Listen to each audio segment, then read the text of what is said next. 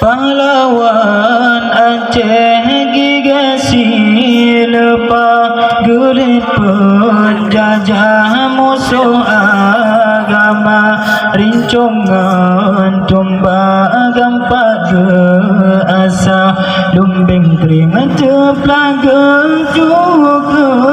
sudah pahlawan Aceh gigasi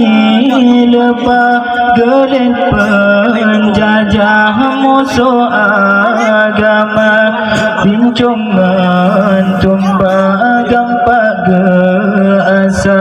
lumbing teriang teplaga juga sudah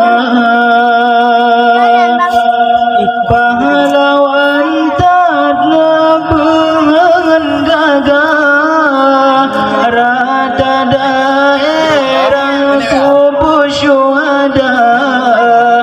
timungan barat mengalir lepas fisabilillah bela agama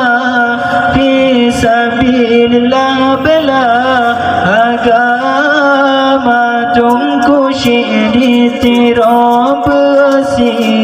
lepas gelit penjajah sempaan Tuhan pidengan garun besar selawah sampai gelang kau kota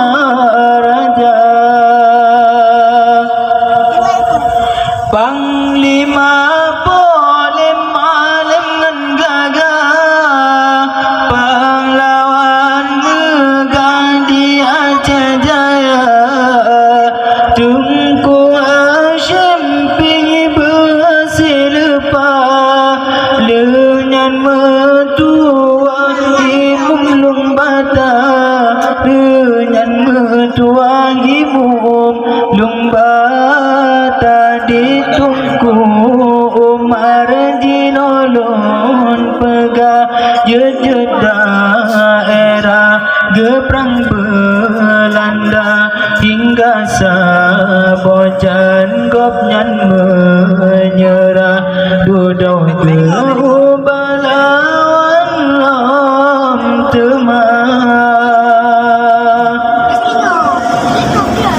kemajunya din yakinan siwa pantang menyerah nibak Belanda duduk di Melisi terjual kedai di Pinang Sumedang Jawa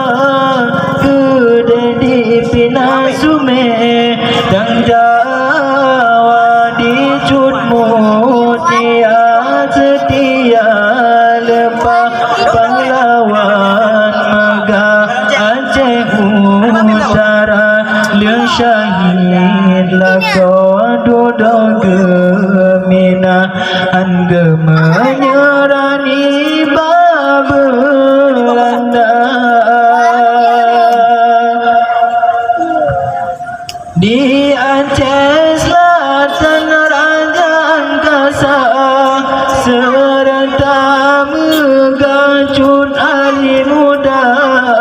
nyali daya di lemno megah turut perintah baprang Belanda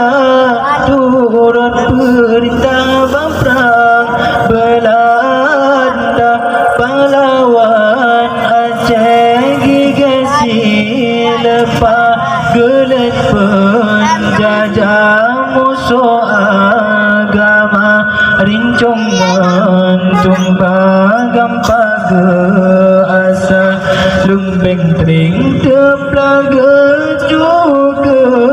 sudah lumbing tering teplaga juga